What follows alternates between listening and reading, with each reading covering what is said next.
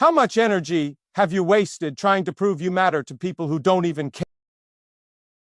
Let me ask you a question that might hurt a little.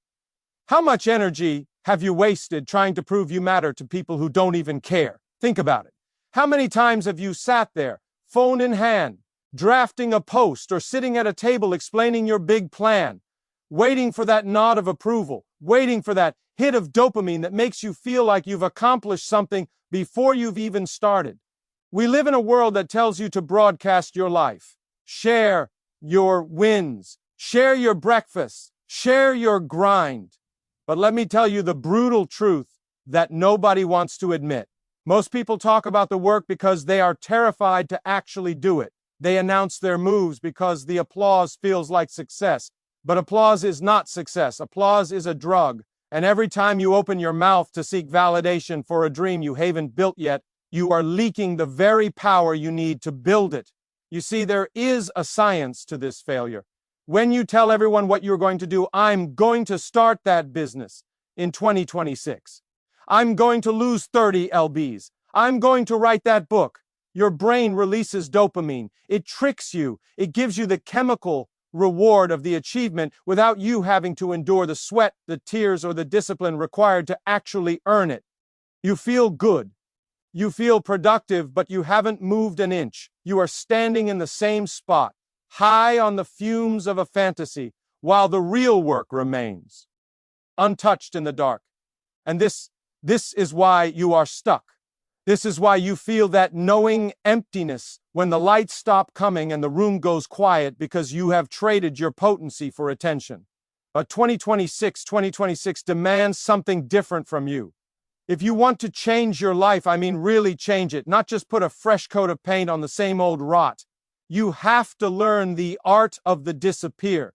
You have to learn to embrace the dark room. You have to understand that the most powerful move you will ever make is the one nobody sees coming. Real power doesn't scream. It doesn't clamor for attention. It doesn't need to be televised. Think about the seed in the soil. Does the seed shout when it breaks open? Does the oak tree demand an audience while it pushes its roots through the dirt in the pitch black of winter? No, it grows in silence. It grows in the dark. It anchors itself deep in the earth where no one can see, so that when the storm comes and the storm is coming, it can stand tall. You are that seed. But you keep digging yourself up to see if you've grown yet. You keep exposing your roots to the harsh light of public opinion before they've had a chance to take hold. And then you wonder why you wither. You have to stop giving people access to your vision before it's ready.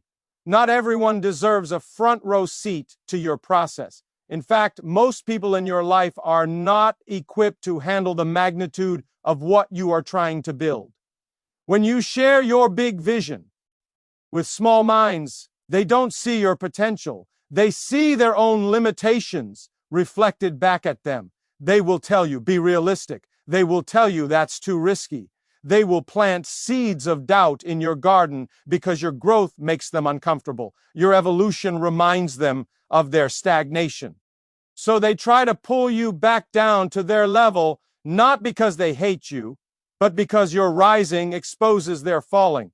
So the first rule for 2026 is simple, but it is hard. Close your mouth. Shut it. Stop explaining yourself. Stop justifying your existence. Stop trying to get people to understand you.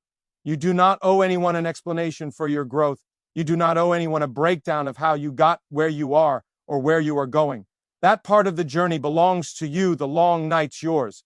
The early mornings when your body screams for sleep, but your spirit screams for destiny. Yours. The setbacks that brought you to your knees. Yours. When you move in silence, you become dangerous. You become unpredictable. People fear what they cannot see. They respect what they cannot predict. In a world where everyone is vomiting their every thought onto the internet, the person who holds their cards close to their chest is the one who controls the game. Silence is not weakness. Silence is a strategy. It is a weapon. It keeps you from reacting impulsively. It keeps you from saying things you'll regret. But more importantly, it forces you to sit with yourself. And that is the part that scares you, isn't it? Being alone with yourself. We fill our lives with noise, podcasts, music, endless scrolling, gossip, drama, because if we turn it all off, if we sit in a quiet room with nothing but our own thoughts, we might have to face the person in the mirror. And for a lot of you, that person is a stranger. Or worse, that person is someone you don't even like. You've spent so much time curating a version of yourself for the world that you've lost a version of yourself that actually exists. You've been running from your own reflection. But if you want to win in 2026, you have to stop running. You have to look at that reflection and say, I am going to fix this. Not for them, for me. You have to reach a point where you like yourself enough to keep a promise to yourself. How can you trust yourself to build an empire if you can't even trust yourself to get out of bed when the alarm goes off? How can you command respect from the world if you don't respect yourself enough to put down the junk food, to put down the distractions, to do the work when no one is watching? You are built by the tiny decisions you make in the dark. The world rewards you in public for what you do in private, but you want the public reward without the private sacrifice. You want the trophy without the training. You want the resurrection without the death.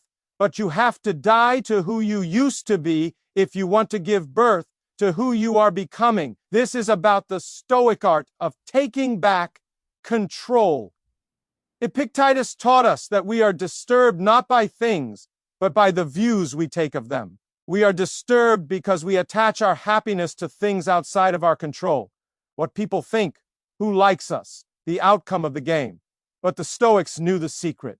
The only thing you control is you, your judgments, your actions, your character.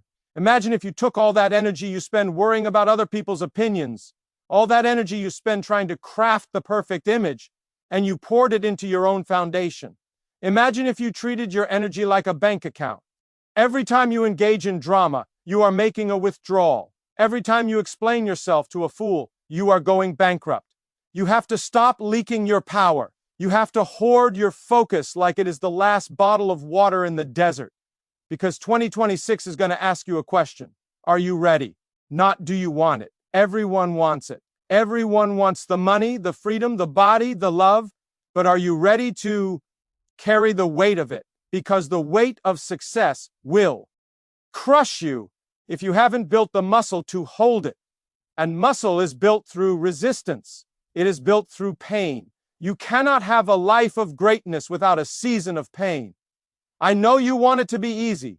I know you're looking for the hack, the shortcut, the easy way out. But let me tell you, the easy way leads to a hard life. The hard way, the discipline, the silence, the focus leads to a life of freedom.